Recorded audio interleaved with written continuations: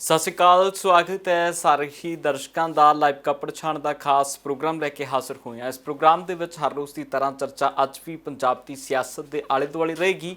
ਪੰਜਾਬ ਦੀ ਸਿਆਸਤ ਦਾ ਰੁਖ ਕੁਝ ਇਸ ਕਦਰ ਬਦਲਿਆ ਹੈ ਕਿ ਕੁਝ ਹੀ ਦਿਨਾਂ ਦੇ ਵਿੱਚ ਪੰਜਾਬ ਦੀ ਸਿਆਸਤ ਦੇ ਰੰਗ ਬਦਲੇ ਨਜ਼ਰ ਆ ਰਹੇ ਨੇ।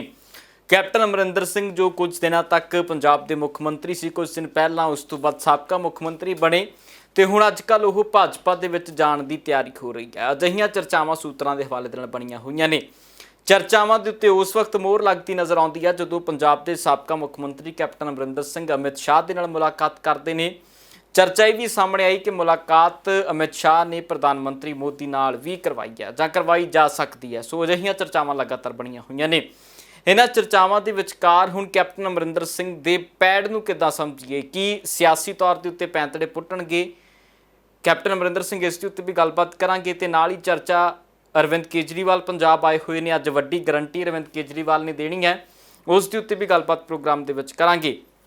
ਚਰਚਾ ਪ੍ਰੋਗਰਾਮ ਦੇ ਹਿੱਸੇ ਦੇ ਵਿੱਚ ਜਿਹੜੀ ਨਵਜੋਤ ਸਿੰਘ ਸਿੱਧੂ ਦੀ ਵੀ ਕਰਾਂਗੇ। ਨਵਜੋਤ ਸਿੰਘ ਸਿੱਧੂ ਦੇ ਘਰ ਦੇਰ ਰਾਤ 12-1 ਵਜੇ ਤੱਕ ਮੀਟਿੰਗਾਂ ਦਾ ਦੌਰ ਫਿਰ ਜਾਰੀ ਰਿਹਾ। ਉਹਨਾਂ ਮੀਟਿੰਗਾਂ ਦੇ ਵਿੱਚ ਉਹ ਨੇਤਾ ਪਹੁੰਚੇ ਜਿਨ੍ਹਾਂ ਦਾ ਸਿੱਧਾ ਸੰਬੰਧ ਕੇਂਦਰ ਦੀ ਲੀਡਰਸ਼ਿਪ ਦੇ ਨਾਲ ਹੈ। ਉਸ ਦੇ ਉੱਤੇ ਵੀ ਗੱਲਬਾਤ ਜਿਹੜੀ ਵਿਸਥਾਰ ਦੇ ਨਾਲ ਕਰਾਂਗੇ। ਸਭ ਤੋਂ ਪਹਿਲਾਂ ਸਾਡੇ ਨਾਲ ਮੌਜੂਦ ਨੇ ਸੀਨੀਅਰ ਪੱਤਰਕਾਰ ਵਿਜੇ ਮੌਰਿਆ ਜੀ। ਮੌਰਿਆ ਸਾਹਿਬ ਸਵਾਗਤ ਹੈ ਜੀ। ਤੇ ਮੌਰਿਆ ਸਾਹਿਬ, ਸਵਾਲ ਮੇਰਾ ਸਭ ਤੋਂ ਪਹਿਲਾਂ ਇਹੀ ਕਿ ਨਵਜੋਤ ਸਿੰਘ ਸਿੱਧੂ ਦਾ ਅਗਲਾ ਪੈਂਤੜਾ ਕੀ ਹੈ, ਅਗਲਾ ਭਵਿੱਖ ਕੀ ਹੈ, ਅਗਲਾ ਕਦਮ ਕੀ ਹੋਏਗਾ ਨਵਜੋਤ ਸਿੰਘ ਸਿੱਧੂ ਦਾ?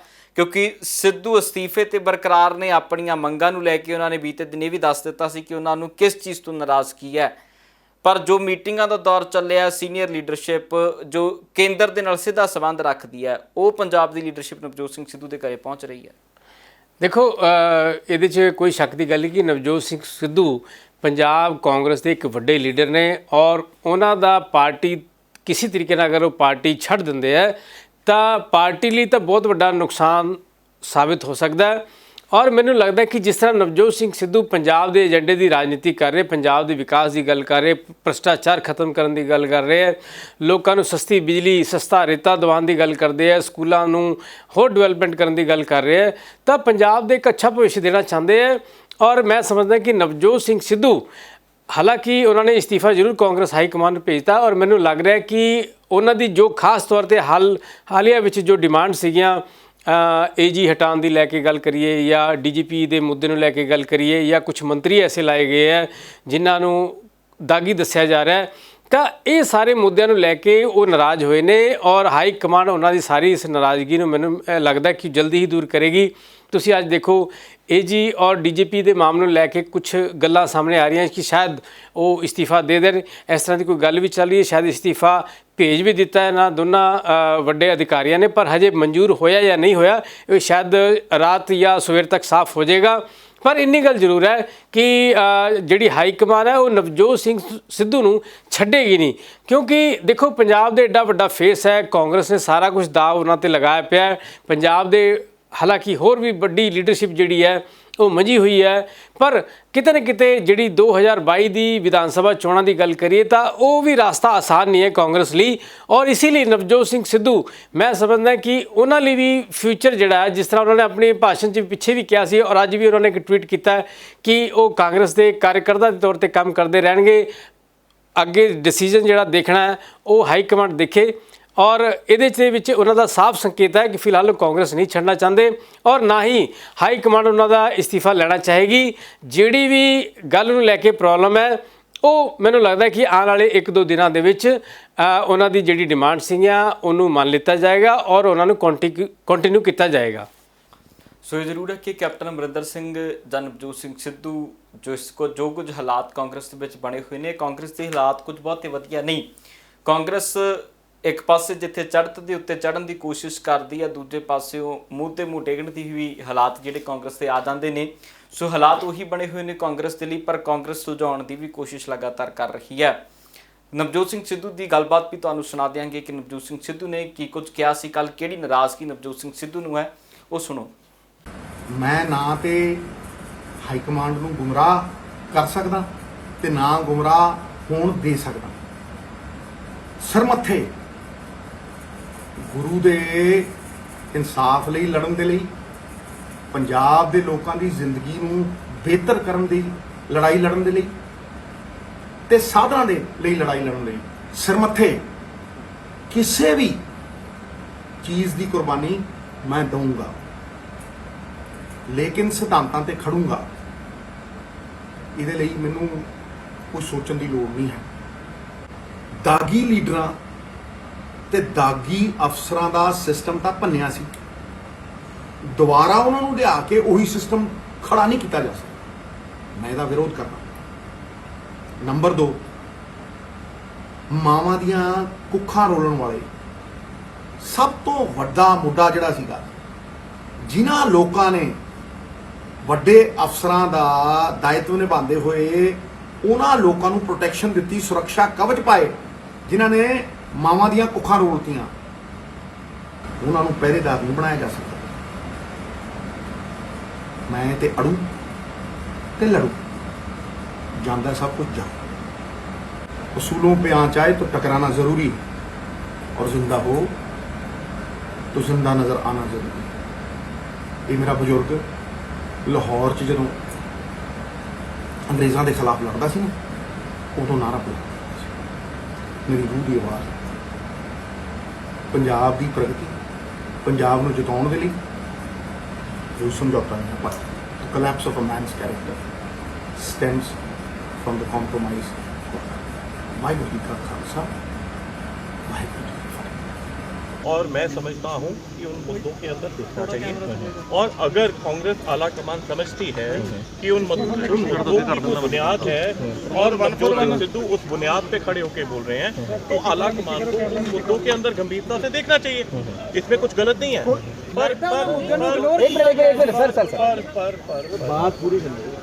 पर आला कमान जो है वो बॉस है, और मैं समझता हूँ कि बॉस का जो आदेश आएगा सब पे पॉजिटिव जा रहा है। आला कमान के साथ लगातार कम्युनिकेशन जारी है, और सीनियर लीडरशिप के कई नेतागण चंडीगढ़ लैंड कर चुके हैं, और वो अच्छी तरह से इस बात को देखेंगे, सोचेंगे। मैंने उनकी स्टेटमेंट सुनी है चन्नी जी की, बहुत बैलेंस्ड, बहुत एक पॉजिटिव स्टेटमेंट है, और बहुत एक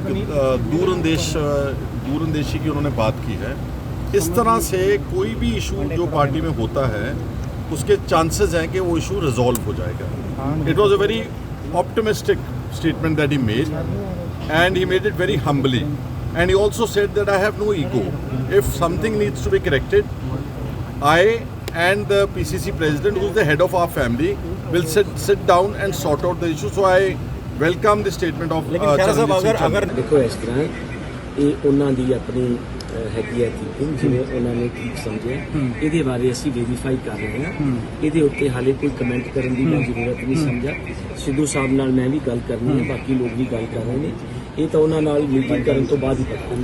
ਆਪਾਂ ਨੂੰ ਮਸਲੇ ਹੱਲ ਕਰਨ ਵਾਸਤੇ ਬਣਾਇਆ ਗਿਆ, ਨਾ ਕਿ ਰਿਜ਼ਾਈਨ ਕਰਨ ਵਾਸਤੇ। ਮੈਂ ਤਾਂ ਇਹੀ ਰਿਕੁਐਸਟ ਕਰੂੰਗਾ ਕਿ ਤੁਹਾਨੂੰ ਰਿਜ਼ਾਈਨ ਵਾਪਸ ਲੈ ਕੇ ਇਹ ਮਸਲਾ ਪਾਰਟੀ ਦੇ ਜਿਹੜੇ ਸੀਨੀਅਰ ਲੀਡਰ ਉਹਨਾਂ ਨਾਲ ਬਹਿ ਕੇ ਵਿਚਾਰ ਲੈਣਾ ਚਾਹੀਦਾ ਕਿ ਆਹ ਅਪੁਆਇੰਟਮੈਂਟ ਗਲਤ ਹੋਈ ਆ।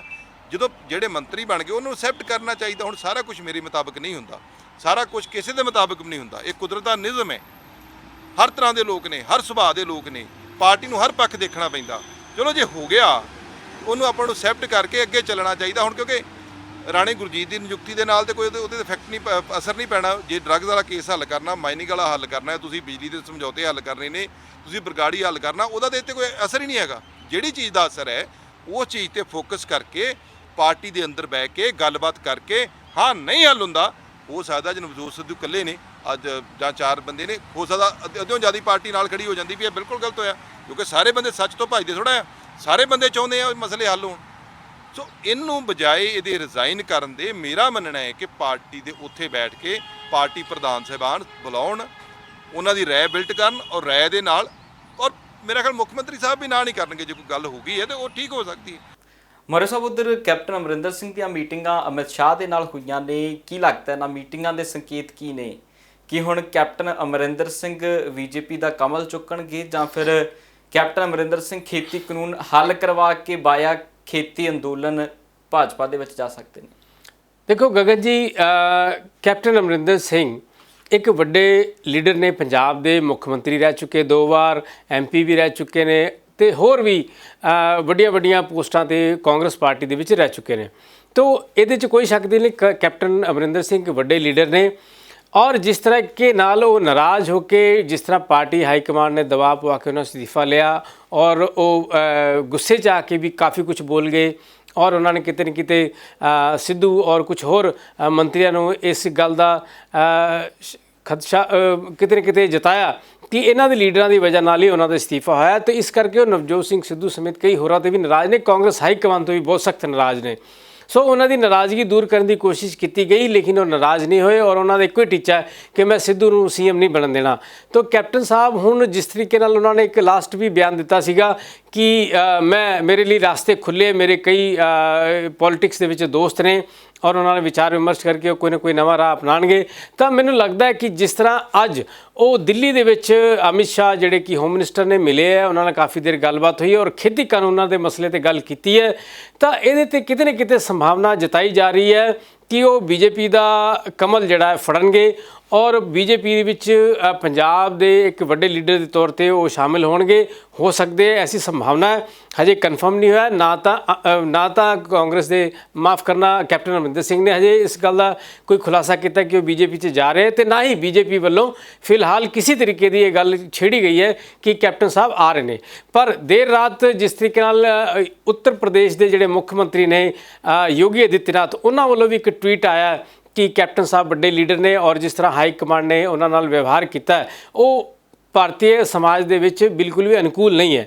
ਤਾਂ ਜਿਸ ਤਰੀਕੇ ਨਾਲ ਇੱਦਾਂ ਦੇ ਬਿਆਨਾਤ ਆ ਰਹੇ ਹੈ ਔਰ ਹੋਰ ਵੀ ਬੀਜੇਪੀ ਦੇ ਕਈ ਲੀਡਰਾਂ ਨੇ ਕਿਤੇ ਨਾ ਕਿਤੇ ਆਫਰ ਕੀਤੀ ਹੈ ਕਿ ਕੈਪਟਨ ਸਾਹਿਬ ਬੀਜੇਪੀ 'ਚ ਸ਼ਾਮਲ ਹੋਣ। ਉਹ ਇੱਕ ਪਿਆਰ ਜਿੱਦਾਂ ਉਮੜ ਰਿਹਾ ਉਸ ਨੂੰ ਲੱਗ ਰਿਹਾ ਕਿ ਕੈਪਟਨ ਅਮਰਿੰਦਰ ਸਿੰਘ ਆਉਣ ਵਾਲੇ ਟਾਈਮ ਦੇ ਵਿੱਚ ਬੀਜੇਪੀ 'ਚ ਜਾ ਸਕਦੇ ਨੇ। ਇਹਦੇ 'ਚ ਕੋਈ ਦੋ ਰਾਏ ਨਹੀਂ ਹੋ ਸਕਦੀ ਹੈ, ਕਿਉਂਕਿ ਅੱਜ ਦਿੱਲੀ ਦੇ ਵਿੱਚ ਵੀ ਜਿਸ ਤਰ੍ਹਾਂ ਉਹ ਸੋਨੀਆ ਗਾਂਧੀ, ਰਾਹੁਲ ਗਾਂਧੀ ਉੱਥੇ ਸੀਗੇ, ਉਹਨਾਂ ਵੱਲੋਂ ਕੋਈ ਮਨਾਉਣ ਦੀ ਕੋਈ ਗੱਲ ਨਹੀਂ ਹੋ ਪਈ ਜਿੱਦਾਂ ਕਿ ਉਮੀਦ ਜਤਾਈ ਜਾ ਰਹੀ ਸੀ ਸ਼ਾਇਦ ਉਹ ਉਹਨਾਂ ਨਾਲ ਮਿਲ ਕੇ ਕੋਈ ਫਿਰ ਦੁਬਾਰਾ ਕੋਈ ਆਪਸ 'ਚ ਕੋਈ ਸੈਟਲਮੈਂਟ ਹੋਣ ਦੀ ਕੋਈ ਗੱਲ ਹੋ ਜਾਏਗੀ, ਲੇਕਿਨ ਉਹ ਹੋਈ ਨਹੀਂ।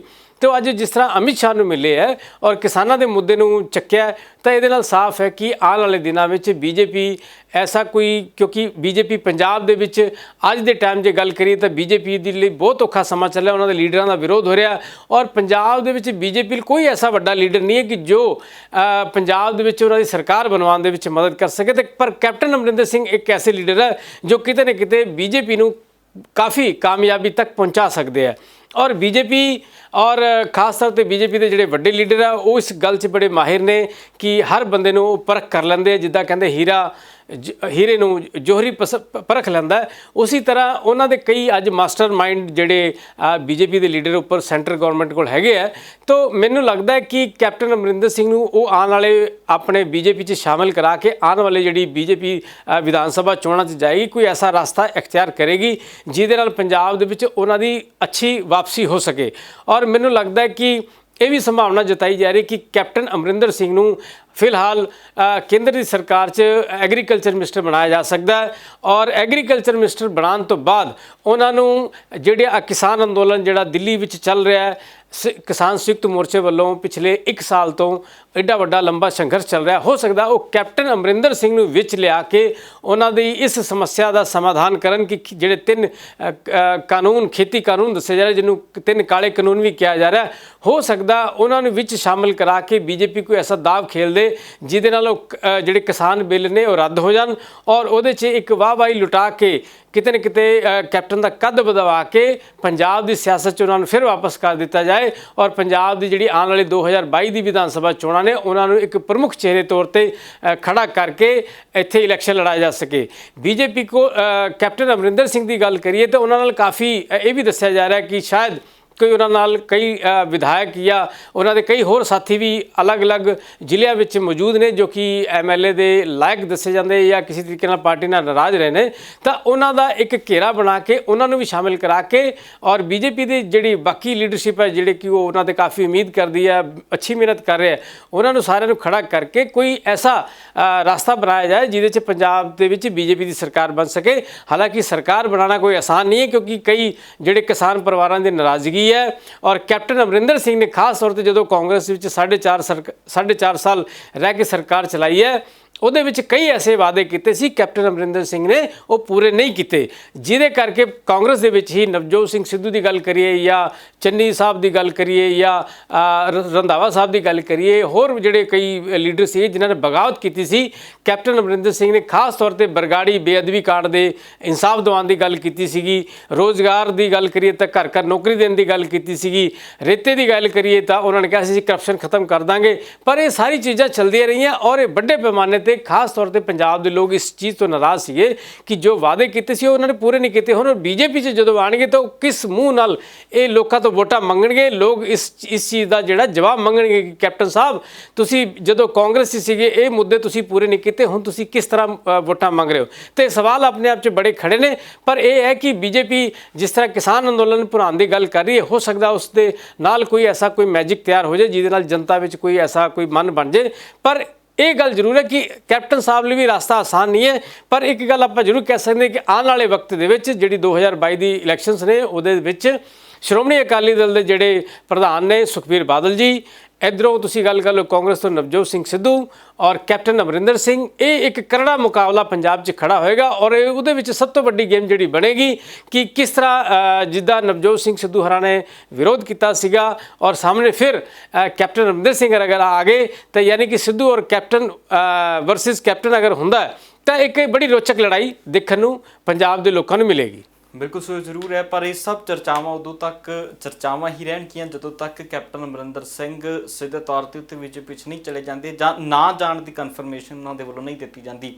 ਪਰ ਇਹ ਜ਼ਰੂਰ ਹੈ ਕਿ ਜਿਸ ਤਰ੍ਹਾਂ ਦੀਆਂ ਤਸਵੀਰਾਂ ਤੇ ਹਾਲਾਤ ਨੇ ਉਹ ਤਸਵੀਰ 2022 ਦੇ ਲਈ ਬਹੁਤ ਵੱਡੀ ਚੁਣੌਤੀ ਪੇਸ਼ ਕਰ ਰਹੀ ਹੈ। ਪੰਜਾਬ ਦੇ ਅੱਗੇ ਚੁਣੌਤੀ ਹੈ। ਪੰਜਾਬ ਤੇ ਇਸ ਵਾਰ ਪੰਜਾਬ ਨੂੰ ਚਿਹਰੇ ਬਹੁਤ ਮਿਲਣੇ ਨੇ, ਪਰ ਪੰਜਾਬ ਆਪਣਾ ਭਵਿੱਖ ਕਿਹਦੇ 'ਚ ਵੇਖੇਗਾ? ਇਹ ਬੈਲਟ ਬਾਕਸ ਜਾਂ ਫਿਰ ਕਹਿ ਦਈਏ EVMs ਦੇ ਵਿੱਚ ਇਸ ਚੀਜ਼ ਨੂੰ ਲੈ ਕੇ ਵੇਖਿਆ ਜਾਏਗਾ ਜਦੋਂ ਫੈਸਲਾ 2022 ਦਾ ਆਏਗਾ। ਤੇ ਉਧਰ ਮੌਰਿਆ ਸਾਹਿਬ ਚਰਚਾ ਅਗਲੇ ਸਵਾਲ ਤੇ ਵੀ ਕਰਾਂਗੇ, ਪਰ ਇਸ ਨੂੰ ਲੈ ਕੇ ਕੈਪਟਨ ਅਮਰਿੰਦਰ ਸਿੰਘ ਦੀ ਫੇਰਬਦਲ ਨੂੰ ਲੈ ਕੇ ਕੁਝ ਸਿਆਸੀ ਪ੍ਰਤੀਕਰਮ ਨੇ, ਉਹ ਵੀ ਪਹਿਲਾਂ ਸਾਂਝੇ ਕਰ ਦਈਏ। ਦੇਖੋ, ਸਾਡੀ ਅਪੀਲ ਆ ਕੈਪਟਨ ਸਾਹਿਬ ਨੂੰ, ਤੁਸੀਂ ਬੜੇ ਲੰਮਾ ਸਮਾਂ ਕਾਂਗਰਸ ਪਾਰਟੀ ਦੀ ਵਿਚਾਰਧਾਰਾ ਨਾਲ, ਇਸ ਸਿਆਸਤ ਨਾਲ ਤੁਸੀਂ ਜੁੜੇ ਰਹੇ ਔਰ ਬੀਜੇਪੀ ਨਾਲ ਤੁਹਾਡਾ ਕੋਈ ਮੇਲ ਨਹੀਂ ਖਾਂਦਾ। ਅੱਜ ਤੁਸੀਂ ਇੰਨੇ ਸਾਲ ਦੀ ਰਾਜਨੀਤੀ ਜਿਹੜੀ ਤੁਸੀਂ ਕੀਤੀ ਆ, ਉਹ ਸਾਰੀ ਰਾਜਨੀਤੀ ਤੇ ਸਵਾਲੀਆ ਚਿੰਨ੍ਹ ਖੜੇ ਹੋ ਜਾਣਗੇ। ਤੁਹਾਡਾ ਕੈਪਟਨ ਸਾਹਿਬ ਮੁੱਦਿਆਂ ਦੇ ਉੱਤੇ ਲੜਦੇ ਰਹੇ, ਮੁੱਦਿਆਂ ਦੀ ਰਾਜਨੀਤੀ ਕੀਤੀ ਆ। ਉਹਨਾਂ ਨੇ ਕਿਹਾ ਸੀਗਾ ਵੀ ਮੈਂ ਸਿੱਧੂ ਸਾਹਿਬ ਦਾ ਵਿਰੋਧ ਕਰਦਾ ਮੈਂ ਐਜ਼ ਮੁੱਖ ਮੰਤਰੀ। ਅੱਜ ਮੁੱਖ ਮੰਤਰੀ ਸਰਦਾਰ ਚਰਨਜੀਤ ਸਿੰਘ ਚੰਨੀ ਔਰ ਕੈਪਟਨ ਸਾਹਿਬ ਨੂੰ ਇਸ ਕਰਕੇ ਸੋਚਣਾ ਚਾਹੀਦਾ ਵਾ ਵੀ ਉਹਨਾਂ ਨੇ ਆਪ ਕਿਹਾ ਸੀ ਬਹੁਤ ਵਧੀਆ ਮੁੱਖ ਮੰਤਰੀ ਆ, ਇਜ਼ ਅ ਵਧੀਆ ਬੰਦਾ ਵਾ। ਸੋ ਪਾਰਟੀ ਨੇ ਉਹਨਾਂ ਨੂੰ ਬੜਾ ਲੰਬੇ ਸਮੇਂ ਮਾਨ ਸਨਮਾਨ ਦਿੱਤਾ। ਉਮੀਦ ਕਰਦੇ ਆ ਉਸ ਜਿਹੜੀ ਉਹਨਾਂ ਦੀ ਇੱਕ ਨਿੱਜੀ ਉਹਨਾਂ ਨੂੰ ਠੇਸ ਪਹੁੰਚੀ ਆ, ਜਿਹੜੀ ਉਹਨਾਂ ਨੂੰ ਨਿੱਜੀ ਇੱਕ ਮਹਿਸੂਸ ਹੋਇਆ ਵਾ, ਉਸ ਤੋਂ ਉੱਪਰ ਵੱਧ ਕੇ ਪਾਰਟੀ ਦੇ ਬਾਰੇ ਸੋਚ ਕੇ, ਜਿਨ੍ਹਾਂ ਨੇ 20-22 ਸਾਲ ਉਹਨਾਂ ਨੂੰ ਪਾਰਟੀ ਨੂੰ ਬਹੁਤ ਮਾਨ ਸਨਮਾਨ ਦਿੱਤਾ। ਸੋਨੀਆ ਜੀ ਦੇ ਨਾਲ ਉਹਨਾਂ ਦਾ ਬਹੁਤ ਪਿਆਰ ਆ, ਰਾਹੁਲ ਜੀ ਨਾਲ ਉਹ ਕਹਿੰਦੇ ਮੇਰੇ ਬੱਚਿਆਂ ਵਰਗੇ ਆ। ਇਸ ਸੋਚ ਦੇ ਨਾਲ ਠੀਕ ਆ ਉਹਨਾਂ ਨੂੰ ਨਿੱਜੀ ਤਕਲੀਫ ਹੋਈ ਆ, ਲੇਕਿਨ ਕਿਤੇ ਨਾ ਕਿਤੇ ਬੜੇ ਲੋਕਾਂ ਨੇ, ਮੈਂ ਫਿਰ ਕਹੂੰਗਾ, ਅਮਰਜੀਤ ਸਿੰਘ ਸੰਦੋਆ ਜੁਆਇਨ ਕੀਤੇ ਸੀ ਕਾਂਗਰਸ ਪਾਰਟੀ 'ਚ। ਮੌਰਿਆ ਸਾਹਿਬ ਉਧਰ ਅਰਵਿੰਦ ਕੇਜਰੀਵਾਲ ਵੀ ਲੁਧਿਆਣੇ ਆਏ ਹੋਏ ਨੇ ਕੱਲ੍ਹ ਦੇ, ਕਹਿੰਦੇ ਵੀ ਅੱਜ ਵੀ ਉਹ ਲੁਧਿਆਣੇ ਦੇ ਵਿੱਚ ਹੀ ਰਹਿਣਗੇ ਤੇ ਇੱਕ ਵੱਡੀ ਗਰੰਟੀ ਦੇਣ ਲੱਗੇ ਨੇ ਲੁਧਿਆਣੇ ਦੇ ਵਿੱਚੋਂ। ਸੋ ਗਰੰਟੀ ਕੁਝ ਵੀ ਹੋ ਸਕਦੀ ਹੈ, ਨੌਜਵਾਨਾਂ ਦੇ ਰੁਜ਼ਗਾਰ ਨੂੰ ਲੈ ਕੇ ਹੋ ਸਕਦੀ ਹੈ ਜਾਂ ਫਿਰ ਕਿਉਂਕਿ ਬਿਜਲੀ ਦਾ ਪਹਿਲਾਂ ਹੀ ਬਿਜਲੀ ਦੀ ਗਰੰਟੀ ਉਹ ਦੇ ਚੁੱਕੇ ਨੇ, ਇਸ ਤੋਂ ਬਾਅਦ ਕੋਈ ਹੋਰ ਵੱਡੀ ਗਰੰਟੀ ਦੇ ਸਕਦੇ ਨੇ? ਕੀ ਲੱਗਦਾ ਹਾਲਾਤ ਇੱਕ ਵਾਰ ਫਿਰ ਤੋਂ ਸੰਭਾਲਣ ਦੀ ਕੋਸ਼ਿਸ਼ ਹੋ ਰਹੀ ਹੈ? ਕਿਉਂਕਿ ਕੱਲ੍ਹ ਜਿਸ ਤਰ੍ਹਾਂ ਦੀ ਤਸਵੀਰ ਭਗਵੰਤ ਮਾਨ ਨੇ ਪੇਸ਼ ਕੀਤੀ ਹੈ, ਕਾਫੀ ਲੰਬੇ ਸਮੇਂ ਬਾਅਦ ਭਗਵੰਤ ਮਾਨ ਹੱਸਦੇ ਨਜ਼ਰ ਆਏ ਨੇ ਕੱਲ੍ਹ ਦੀਆਂ ਤਸਵੀਰਾਂ ਦੇ ਵਿੱਚ। ਲੱਗਦਾ ਵੀ ਭਗਵੰਤ ਮਾਨ ਨੂੰ ਮਨਾਉਣ 'ਚ ਕਾਮਯਾਬ ਹੋਏ ਨੇ ਅਰਵਿੰਦ ਕੇਜਰੀਵਾਲ? ਦੇਖੋ ਗਗਨ ਜੀ, ਆਮ ਆਦਮੀ ਪਾਰਟੀ ਦੀ ਪੋਜੀਸ਼ਨ ਹਜੇ ਕੋਈ ਬਹੁਤ ਵਧੀਆ ਨਹੀਂ ਕਹੀ ਜਾ ਸਕਦੀ। ਸੰਗਠਨ ਢਾਂਚੇ ਦੀ ਤੌਰ 'ਤੇ ਗੱਲ ਕਰ ਲਓ ਜਾਂ ਉਹਨਾਂ ਦੀ ਐਕਟੀਵਿਟੀ ਦੀ ਗੱਲ ਕਰੀਏ ਤੇ ਕਿਤੇ ਨਾ ਕਿਤੇ ਕਮਜ਼ੋਰ ਚੱਲ ਰਹੀ ਹੈ। ਹਾਂ, ਇਹ ਹੋ ਕਿਉਂਕਿ ਟਾਈਮ ਕਾਫੀ ਪਿਆ, 3-4 ਮਹੀਨੇ ਪਏ ਹੈ। ਹੋ ਸਕਦਾ ਕਿ ਉਹਨਾਂ ਦੀ ਪਲਾਨ ਹੋਵੇ ਕਿ ਜਿੱਦਾਂ ਇਲੈਕਸ਼ਨ ਵੱਲ ਅਸੀਂ ਅੱਗੇ ਵਧਾਂਗੇ ਤੇ ਆਪਣੀ ਜਿਹੜੀ ਪੰਜਾਬ ਦੇ ਵਿੱਚ ਐਕਟੀਵਿਟੀ ਤੇਜ਼ ਕਰਕੇ ਲੋਕਾਂ ਦੇ ਵਿੱਚ ਡਾਇਰੈਕਟ ਉਹਨਾਂ ਨਾਲ ਕਰੈਕਸ਼ਨ ਬਣਾਇਆ ਜਾਏ, ਇਹ ਵੀ ਹੋ ਸਕਦਾ। ਪਰ ਜਿੱਦਾਂ ਦੇ ਅੱਜ ਉਹਨਾਂ ਨੇ ਪ੍ਰੈਸ ਕਾਨਫਰੰਸ ਕੀਤੀ, ਪੱਤਰਕਾਰਾਂ ਨੇ ਸਵਾਲ ਪੁੱਛਿਆ ਕਿ ਤੁਹਾਡਾ CM ਦਾ ਚਿਹਰਾ ਕੌਣ ਹੋਏਗਾ, ਉਹ ਇਸ ਜਵਾਬ ਨੂੰ ਕੰਨੀ ਘੱਟ ਗਏ ਤੇ ਉਹਨਾਂ ਨੇ ਪੰਜਾਬ ਦੇ ਸੀਐਮ ਨੂੰ ਹੀ ਕਈ ਸਵਾਲ ਖੜੇ ਕਰਤੇ ਕਿ ਉਹਨਾਂ ਨੇ ਬੇਅਦਬੀ ਕਾਂਡ ਦੀ ਗੱਲ ਕੀਤੀ ਸੀ, ਅਸੀਂ ਉਹਦਾ ਇਨਸਾਫ ਦਿਵਾ ਦਾਂਗੇ, ਰੇਤੇ ਮਾਈਨਿੰਗ ਦੀ ਗੱਲ ਕੀਤੀ ਸੀ, ਬਿਜਲੀ ਸਸਤੀ ਦੀ ਗੱਲ ਕੀਤੀ ਸੀ, ਔਰ ਬਿਜਲੀ ਜਿਹੜੇ ਕਿ ਪ੍ਰੋਜੈਕਟ ਨੂੰ ਲੈ ਕੇ ਕਾਫੀ ਰੌਲਾ ਪਿਆ ਸੀਗਾ ਉਹਦੇ ਜਿਹੜੇ ਸਮਝੌਤੇ ਰੱਦ ਕਰਾਉਣ ਦੀ ਗੱਲ ਕੀਤੀ ਸੀ। ਤੇ ਉਹਨਾਂ ਨੇ ਕਿਹਾ ਕਿ ਇਹ ਕਦੋਂ ਕਰਾਓਗੇ। ਉਹਨਾਂ ਨੇ ਆਪਣਾ ਵੀ ਹਵਾਲਾ ਦਿੱਤਾ ਕਿ ਮੈਂ ਦਿੱਲੀ 'ਚ ਆਇਆ ਤੇ ਪਾਣੀ ਬਿਜਲੀ ਸਸਤੀ ਕੀਤੀ, ਲੋਕਾਂ ਨੂੰ ਪਾਣੀ ਅਵੇਲੇਬਲ ਕਰਾਇਆ, ਮੈਂ ਤਾਂ ਦਿਨਾਂ 'ਚ ਹੀ ਇਹ ਫੈਸਲੇ ਕਰਦੇ ਸੀਗੇ। ਤੇ ਹੁਣ ਚੰਨੀ ਸਾਹਿਬ ਆ ਗਏ, ਕਿਆ ਉਹ ਆਪਣੇ ਜਿਹੜੇ ਵੀ ਬਚਦੇ ਮਹੀਨੇ ਆ 3 ਮਹੀਨੇ 4 ਮਹੀਨੇ ਕਿਆ ਉਹਦੇ 'ਚੋਂ ਪੂਰੇ ਕਰ ਦੇਣਗੇ। ਪੰਜਾਬ ਦੀ ਜਨਤਾ ਉਹਨਾਂ ਤੋਂ ਸਵਾਲ ਕਰ ਰਹੀ ਹੈ। तो उन्होंने इस तरीके नाल सवाल घुमाते और जिथे गल करिए सीएम चेहरे की गल, उन्होंने सीएम के चेहरे पर कोई भी गल कोई भी टिप्पणी नहीं की। और मैनू इदा लगता कि वो आने वाले हजे वेट कर रहे, शायद किस तरीके की वेट कर रहे ये तो वही उन्होंने मन के होएगी।